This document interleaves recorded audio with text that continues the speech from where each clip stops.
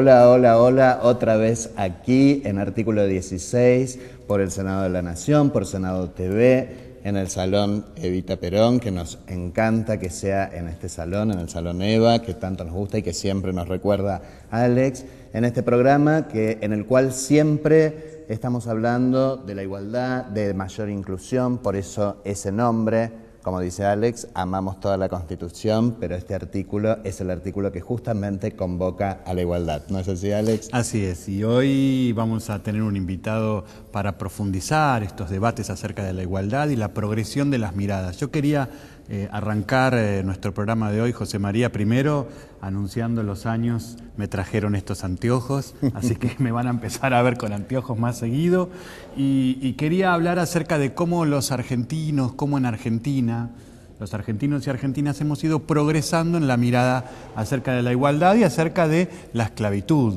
Y quiero destacar algunos datos. El de la Asamblea del año 13, con la libertad de vientre, se decretó el 31 de enero de 1813 por la Asamblea del año 13, y quiero compararlo con Brasil, porque estamos en la previa del Mundial, estamos viviendo días de fútbol, días de pasión popular, y en Brasil la esclavitud tardó más tiempo en abolirse. Hace 126 años fue en Brasil, mientras que hace 201 años en Argentina. Hay una diferencia entre los 201 nuestros y estos 126 que es de 75 años. Son 3 generaciones en un país y 2 generaciones en el otro. ¿Qué implicancias tiene? ¿Qué implicancias tiene que la esclavitud se haya abolido en Argentina hace 3 generaciones? Lo quiero hacer referencia con la prostitución. Quiero mencionar cómo en Argentina, gracias a la ley 16.666, que es la conocida ley de profilaxis, con la que quienes nos casamos tuvimos que hacernos los estudios de BDRL como los prenupciales, están indicados en la ley, pero también la ley de profilaxis, que es hace 78 años en Argentina. O sea, en esa generación de diferencia, lo que hizo Argentina a favor fue esta ley que establece la prohibición en toda la República del establecimiento de casas o locales donde se ejerza la prostitución o se incite a ella. Esto pone a la Argentina en la profundización del abolicionismo en materia de prostitución, entendiéndola también como una forma de violencia y una forma de esclavitud. Es muy interesante porque si comparamos lo que pasa en Brasil con respecto a lo que pasa en Argentina, en Brasil la prostitución es legal desde 1949, hace una generación, hace 65 años. Entonces, mientras que en Argentina prohibimos el establecimiento de casas de prostitución, en Brasil, hace 65 años, es legal y técnicamente la pueden ejercer desde los 14 años. Niñas de 14 años. Así es. Entonces quiero abogar por un mundial sin turismo sexual. Queremos sumarnos a esta campaña abolicionista y llamar a la atención a quienes van a viajar y a quienes estamos pendientes de este evento tan importante para todos los países acerca de la prostitución y el turismo sexual. En Argentina, gracias al decreto 936 del 2011, se prohibió lo que conocíamos como el rubro 59.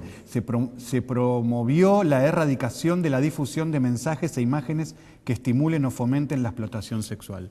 Interesante porque después hubo políticas de empleo al respecto. El Ministerio de Trabajo hizo varias resoluciones y algunos decretos que promueven la inclusión laboral. ¿Y sabés cómo se refiere?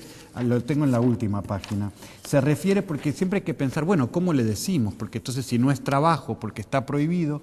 Y el Ministerio de Trabajo habla de un seguro de capacitación y empleo de base no contributiva para brindar apoyo a trabajadoras y trabajadores desocupados. Y en la ampliación del año pasado, del 2013, lo extiende como una cobertura que involucra también a las víctimas de prácticas de explotación sexual o de trata de personas o en situación de vulnerabilidad vinculada a la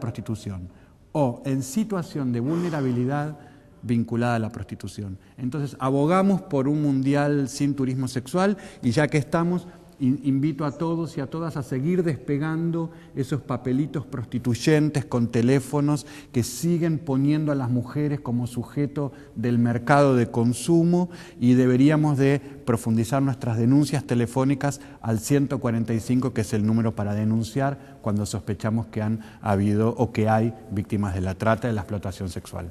Sin lugar a dudas que nos sumamos a los que está planteando Alex. La verdad que es terrible. Hemos visto algún material documental que se está ya presentando sobre lo que pasa en Brasil respecto a lo que comentaba Alex, de estas niñas que ya se están preparando para recibir este turismo sexual.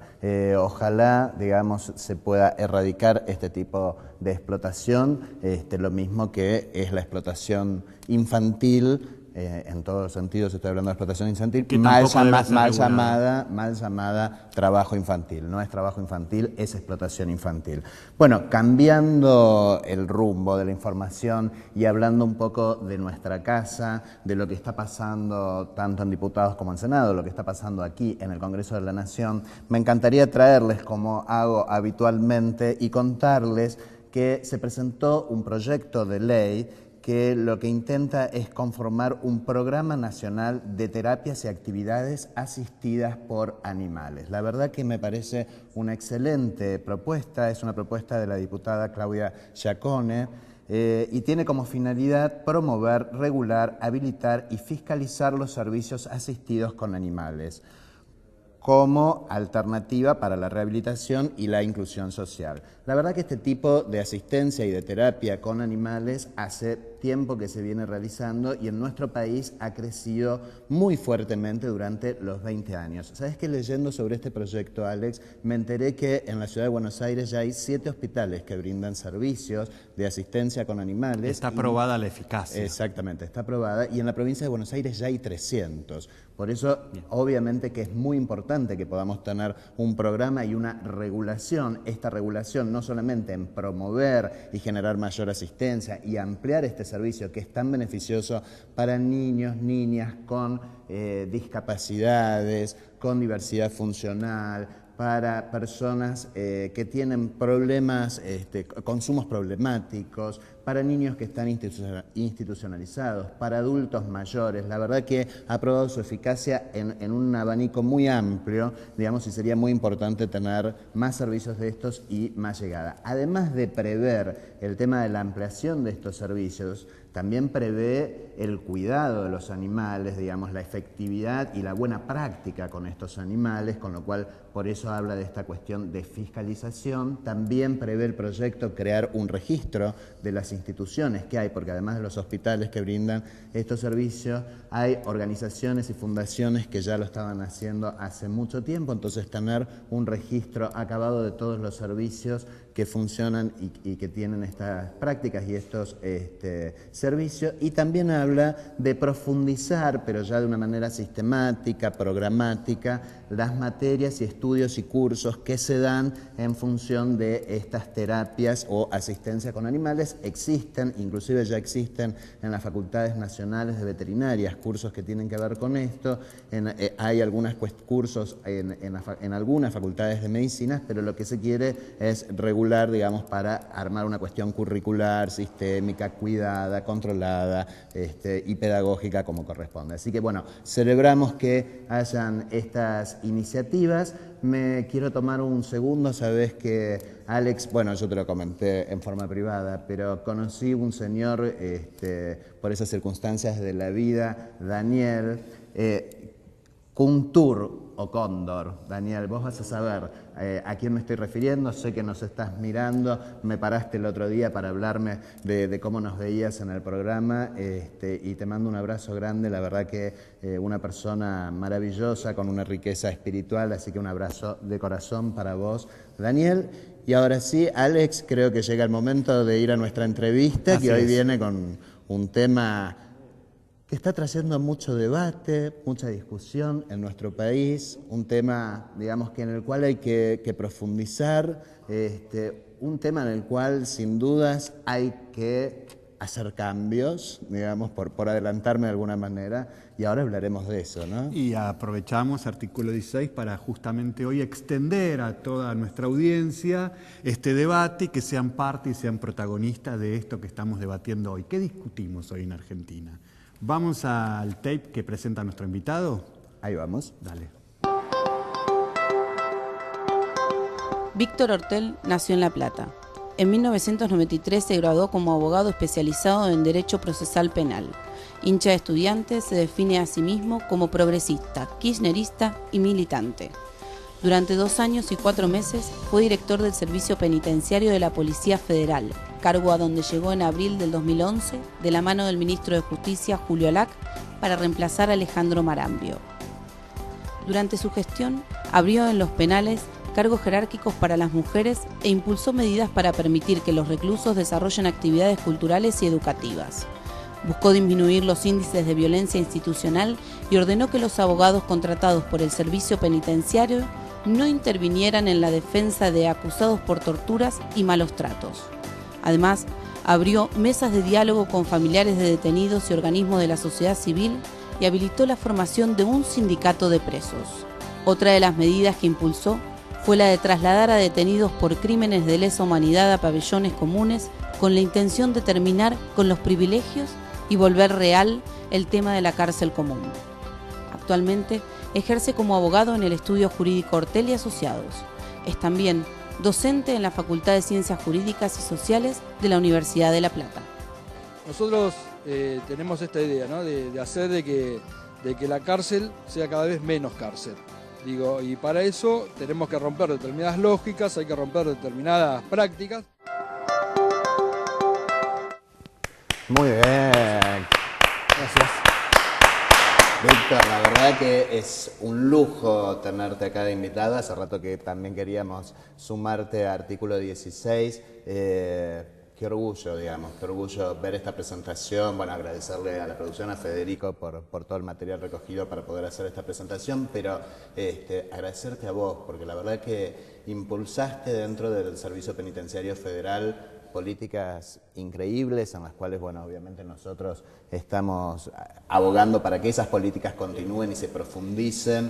De alguna manera en algún momento hemos acompañado algo de esto con algunas actividades que hemos hecho con el servicio penitenciario, particularmente con las personas que trabajan en el servicio penitenciario, que dimos unos talleres. Me gustaría que empecemos por eso, digamos, ¿qué significó este proceso? Bueno, no, en primer lugar yo les agradezco la invitación, para mí también es un orgullo compartir con ustedes, trabajar juntos, cruzarnos en esto de las luchas, ¿no? Cada uno tiene su esfera, tiene su ámbito y como nosotros sabemos y compartimos la idea de que las luchas por los ideales y por los derechos no son luchas que se pueden hacer solos, siempre buscamos aliados, ¿no? Y yo encontré en ustedes 2 aliados importantes para impulsar las políticas en el servicio penitenciario, con lo cual ahora en la tranquilidad de la profesión, sin tener la exposición y sin tener el ritmo, corresponde también públicamente que les agradezca todo lo que hicieron en términos de apoyar esas políticas. Que las políticas no eran ninguna otra cosa distinta que generar marcos donde el individuo que esté en el contexto de encierro tenga necesariamente reconocida en su integralidad la condición de persona. Es tan simple como eso. Nosotros estamos hoy actualmente, desde hace mucho tiempo, pero hoy puntualmente con la discusión del código, inmersos en una discusión, en el discurso punitivo, en el tema de la sanción, donde con algunos matices más correctos, más civilizados, siempre se busca lo mismo. Esto es, se busca segregar al distinto, se busca segregar al enemigo. Porque esa es en el final el tema de la problemática. Y precisamente eso, cuando los periodistas, cuando los voceros de ese discurso punitivista inflacionario que todo lo quiere castigar y todo lo quiere castigar con el derecho penal, hablan de los enemigos de la sociedad, es precisamente eso. Es establecer que aquel que eventualmente genera una infracción a la ley penal o una infracción en términos de la convivencia social tiene que ser considerado directamente enemigo. Y esto significa ni más ni menos que negarle la condición de persona, negarle la condición de la dignidad del ser humano. Digo, y esto para nosotros es un error muy grave, porque precisamente la persona que está en el contexto de encierro, sea por el hecho que sea que esté, no puede ser tratado si no es con ese nivel de protección que implica en la civilización occidental que alguien sea reconocido persona. Y nosotros hicimos, no sé si lo hicimos, por lo menos tuvimos la pretensión de intentar que esos individuos sean considerados personas. Y de hecho nosotros planteábamos, tal vez estaba pensando ahora cuando ustedes hacían la presentación, en esta secuencia de la igualdad, ¿no es cierto? Porque el derecho penal liberal tiene algunas construcciones que son medias tramposas y que no terminan de ser del todo francas. Y Víctor, es cierto... si me dejas un segundo, sí. Quiero detenerme en eso. Nos están pidiendo que vayamos a un corte, pero quedémonos en esto de el derecho penal liberal y estas cuestiones medias tramposas para tomarlas en Perfecto. el siguiente bloque. Vamos a un corte.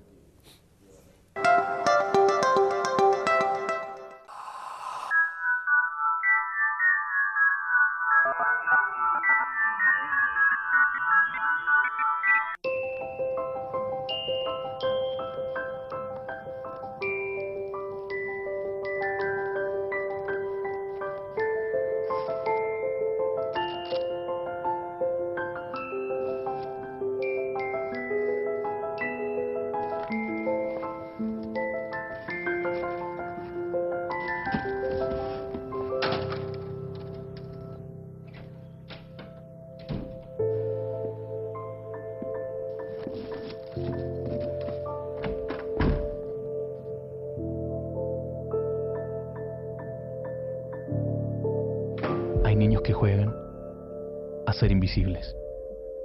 No a los gritos, insultos y golpes. Con violencia no se aprende. Ponte en su lugar. UNICEF, por los derechos de los niños.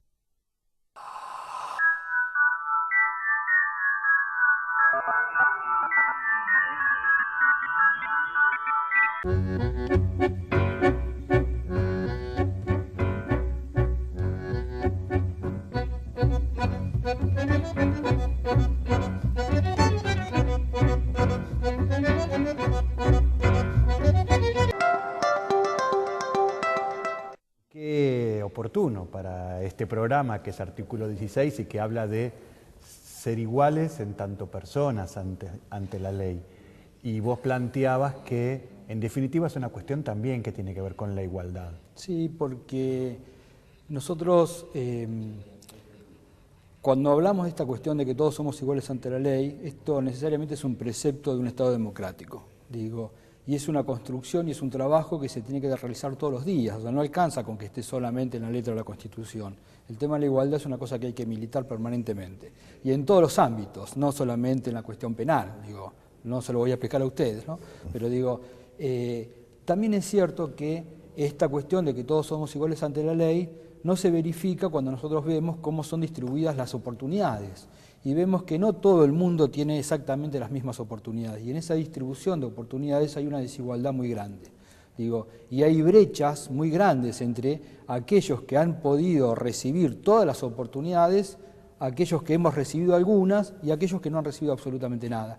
Y el sistema penal y el penitenciario en particular ofrece datos que Sí. surgen de la evidencia que marcan esa desigualdad, Claro, y porque esa brecha, como por ejemplo cómo está compuesta la población penitenciaria. a mí un día en una lectura me generaba mucho interpelarnos, ¿no? Porque es cierto, uno es igual ante la ley y esto es un precepto, pero cuando nosotros vemos esto, ¿no?, de las distribuciones, pareciera ser que también en el proceso penal, en el juicio penal y en el derecho penal habría que tener en cuenta este tema de las oportunidades que cada uno ha podido recibir y aquel que no ha recibido absolutamente nada, ¿no? Porque precisamente quien no ha recibido ningún tipo de oportunidad o no ha podido gozarlas es aquel ciudadano que nosotros decimos que está en alguna situación de exclusión, digo, y tal vez en muchos procesos de exclusión, no solamente uno, tal vez varios, ¿no? Entonces la pregunta es si esa persona tiene que recibir la descarga del derecho penal exactamente igual que aquel que ha tenido todas las posibilidades, ¿no? Entonces, nada, yo me acuerdo en alguna lectura del Código de Hammurabi, que habla de este tema de la distribución de oportunidades y cómo eso tiene que jugar en el juicio, y el Código de Hammurabi es del año 700 antes de Cristo, ¿no? Digo, y es increíble que nosotros hoy sigamos discutiendo esta cuestión. Y además tenías una mirada macro, porque mirando el ámbito penitenciario, el mundo penitenciario, no solamente al sistema penitenciario y refiriéndose puntualmente a las personas en situación de encierro, sino, bueno, a los oficiales penitenciarios. También te metiste en las desigualdades de género, sí, a discutir, diste de alguna manera el aval para que se creara el sindicato de personas en situación de encierro.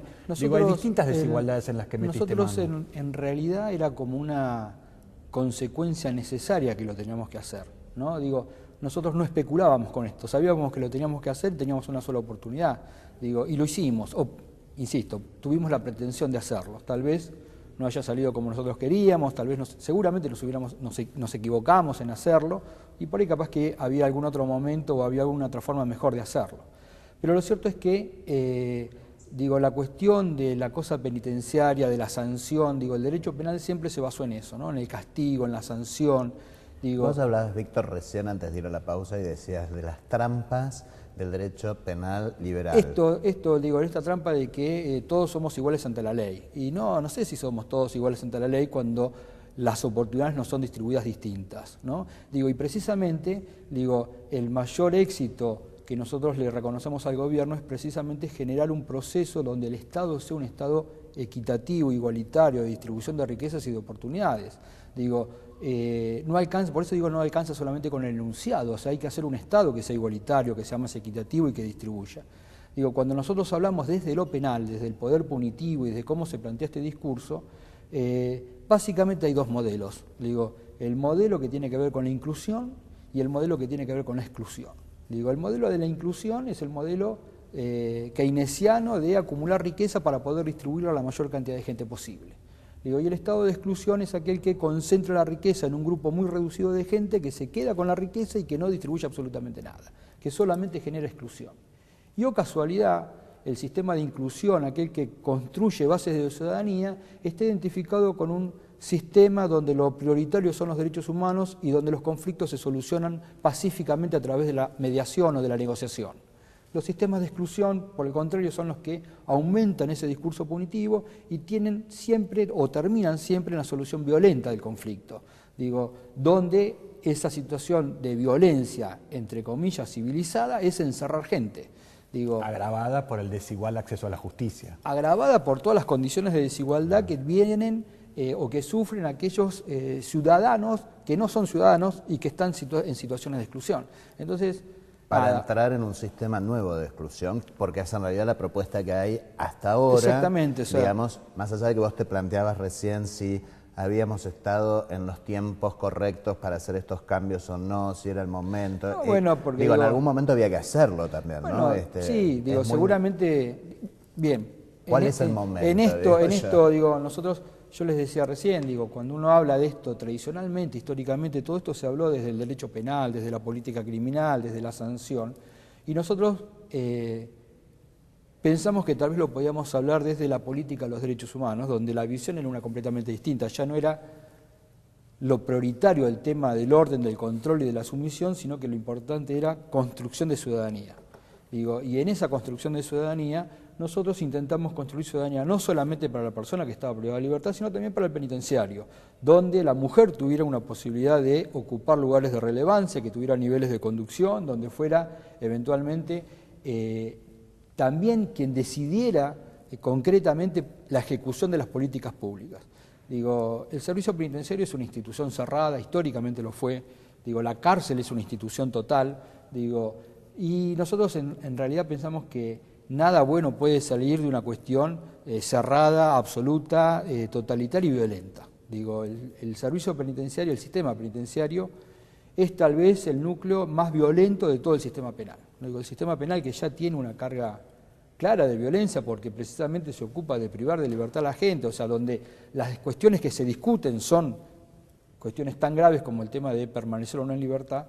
La parte penitenciaria tal vez sea la más violenta porque es aquella parte que la comunidad no ve, que la comunidad tampoco se interesa por ver qué es lo que pasa, y donde precisamente esa cuestión de institución cerrada hace que todo sea manejado exclusivamente por una fuerza de seguridad.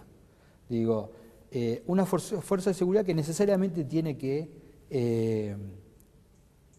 ayornarse, digo, en términos de que sigue siendo una fuerza de seguridad militarizada, que sigue con algunos preceptos que no reconocen la condición de persona de la persona que está eventualmente privada de libertad, donde se siguen manejando secuencias de privilegios que poco tienen que ver con el tema de la igualdad, donde se siguen manejando situaciones de crueldad que poco tienen que ver con la dignidad de las personas. Y, insisto, digo, también la dignidad del propio penitenciario, ¿no? Digo, Víctor, y en este contexto de este panorama que nos describías del modelo de inclusión y el modelo de exclusión, tenemos en Argentina el debate por el nuevo proyecto del Código Penal. Claro, el Código ¿Cómo Penal, podemos verlo desde el Código este Penal, el Código Penal, nosotros hay un conjunto de normas, digo, que regulan la cuestión penal, que nosotros le decimos código, pero que en realidad no responde a ninguna característica de un código. O sea, un código se supone que es un cuerpo legal que está sistematizado, que tiene una lógica interna, que tiene una coherencia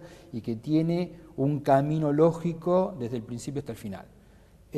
Lo que nosotros llamamos Código Penal es un código que se sancionó en el año 1921, digo, que a la fecha tiene infinidad de reformas que no son sistemáticas, que no son coherentes. Está muy emparchado. Donde precisamente las campañas punitivas han generado parches que poco tienen que ver con la cosa coherente y lógica, donde hoy, en palabras de los profesores, tenemos los escombros de un Código Penal que perdió toda sistematicidad.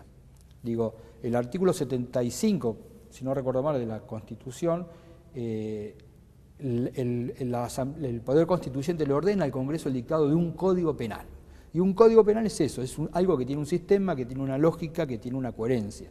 La Comisión, en el trabajo que hace, intenta recuperar esa coherencia. Digo, un código que está del año 21, con 900 leyes complementarias, digo, con parches que le han quitado sistematicidad, hacen situaciones o crean situaciones de incertidumbre tan grandes como no saber eventualmente, o por lo menos que se pueda discutir en el ámbito de los tribunales, cuál es el monto máximo de la pena privativa de libertad. Digo, algunos dicen que son 25 años, que era lo tradicional, algunos dicen que son 30 y pico, y otros dicen que son 50. Entonces digo, un código penal donde no haya certeza sobre cuál es el monto máximo de la pena privativa de libertad es algo que es caótico. Recién nombraste a la comisión. Sí. Estás hablando de la comisión que tomó a su cargo elaborar el anteproyecto para que sea debatido en los recintos. Sí. Sí.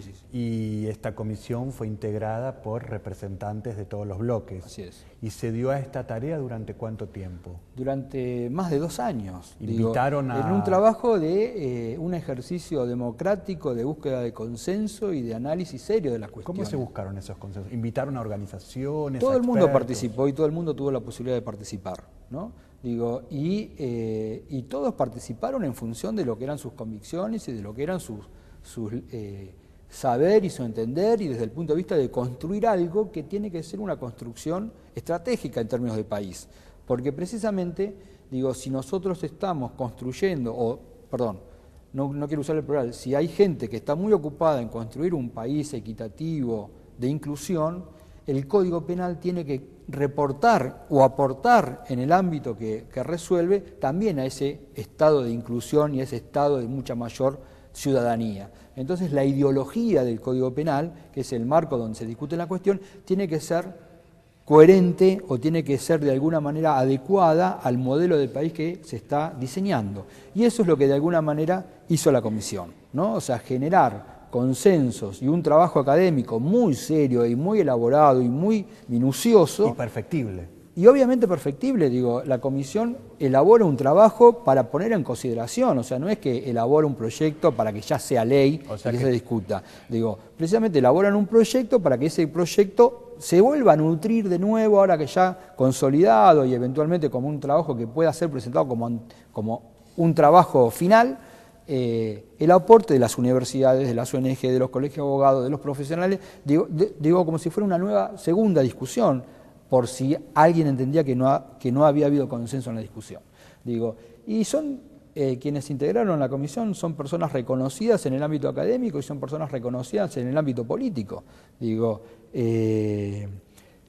nosotros tenemos ahora ahí, digo nosotros porque de alguna manera apoyamos la discusión del Código Penal, la necesidad de tener un nuevo Código Penal donde se discutan estas cuestiones, digo, y el doctor Roberto Carles es una figura importante ahora en términos de la militancia de la discusión, ¿no? Te propongo, Víctor, estamos dialogando con Víctor Ortel, un abogado, un querido amigo nuestro además, que está justamente dando este debate por las universidades. Vamos a hablar entonces a la vuelta de la tanda, te propongo. Sí. ¿Qué es lo que se está debatiendo? Dale.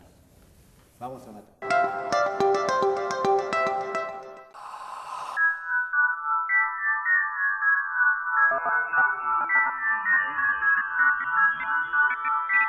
¿A vos no te gustaría que te griten? ¿A vos no te gustaría que te dejen de lado? ¿A vos no te gustaría que te peguen? ¿A vos no te gustaría que te dejen de lado en las redes sociales? ¿A vos no te gustaría que te tomen de punto? ¿A vos no te gustaría que te separen de un grupo por cómo sos?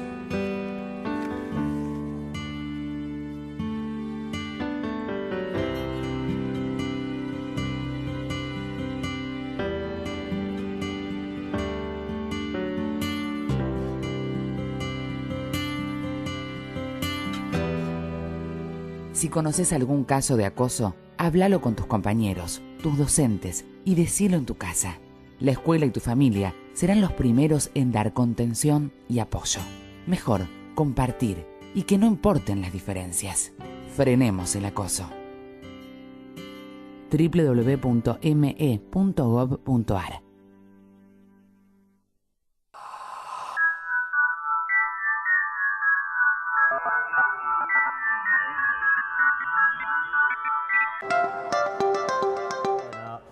Seguimos acá, seguimos con Víctor Ortel, estamos hablando del proyecto, del anteproyecto del nuevo Código Penal y estábamos justamente entrando en el tema, bueno, qué es lo que se está discutiendo y nos interesaría para eso introducir este momento con un tape, así que vamos al tape.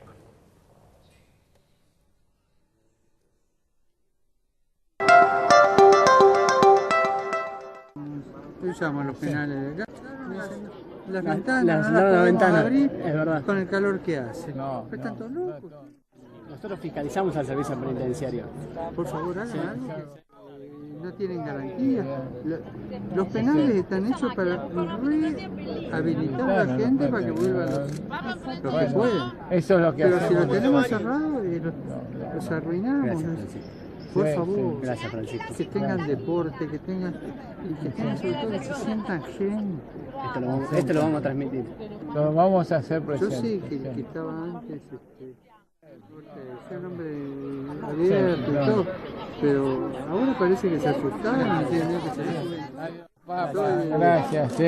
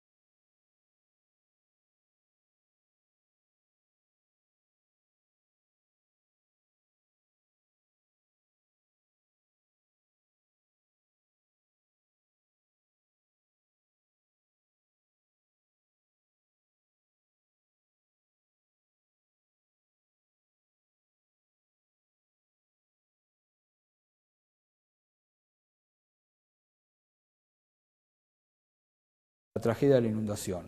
Digo, y tal vez, como así nosotros pretendimos que la persona privada de libertad se resignifique distinto, que salga de ese rol, de ese etiquetamiento del delincuente y del ladrón y que pueda resignificarse como el estudiante, el trabajador, el carpintero, el estudiante universitario o primario. Digo, también hay que hacer un trabajo con el propio personal penitenciario para que se resignifique en otra función social que no sea solamente la del encierro y la del castigo, ¿no? Y cuando nosotros llegamos, lo primero que se nos ocurrió hacer fue políticas que tuvieran que ver con esto de la apertura de la institución cerrada, ¿no? O sea, permitir que los organismos de control tuvieran todas las posibilidades de hacer el control adecuado, digo, la Procuración Penitenciaria, la Fiscalía de Violencia Institucional, seguramente con algunos tropiezos y seguramente con algunas dificultades, pero bueno, esa era la finalidad, digo, y ustedes lo pueden haber visto en el video de presentación, o sea, cuando nosotros estuvieron las madres, estuvieron las abuelas, estuvieron ustedes, digo, hubo gente que era muy importante en términos de construir un nuevo discurso y una nueva imagen en términos de lo que es el servicio penitenciario. Sí, sin lugar a dudas, esta cuestión de la mirada integral. Creo que eso se cierra muy bien cuando nosotros decimos trabajar o con personas en contexto de encierro. Cuando uno habla de personas en contexto de encierro no habla solamente del privado de libertad, sino habla también del personal penitenciario. Y hay que tener una mirada y de la visita. Y de los familiares. Donde uno tiene una mirada mucho más integral. Hay una pregunta que en realidad uno no puede no hacerla, ¿no? Pero el tema de la reincidencia, que es uno de los temas de gran discusión. El tema de la reincidencia, en realidad, la crítica es que se elimina la reincidencia y en realidad lo que el proyecto o el trabajo está eliminando es el tema de la libertad condicional, donde en la actualidad la reincidencia solamente tiene una aplicación práctica que es negar la posibilidad de la libertad condicional a la persona que ha cometido un segundo delito. Esa es la única solución, o sea, la única cuestión concreta que hoy opera la reincidencia. Toda vez que el proyecto elimina la libertad condicional y plantea el tema de las penas alternativas, la reincidencia no tiene sentido, digo.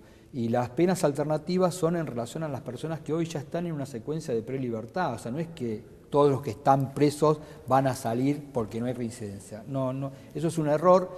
En realidad, no sé si es un error o si es una maniobra pensada para confundir y para generar un miedo en términos de esta posibilidad, ¿no?, de que un montón de gente salga. Ya lo dijiste, a Tomás Moro lo ajusticiaron por pensar o por plantear una justicia la más justa, la mejor justicia. Entonces yo, perdón por interrumpirte en un momento que hablabas, digo, si planteamos estas cosas pueden ajusticiarnos. Sí. Hay resistencias. Sí, claro que hay resistencias porque implica discutir toda la estructura de una fuerza de seguridad y de todo un poder. Digo, y cuando uno plantea la discusión en términos de poder, es esto que ideológicamente nosotros decimos, o sea, ¿quién gobierna? O sea, la autoridad elegida democráticamente por el pueblo a través de los votos o las corporaciones.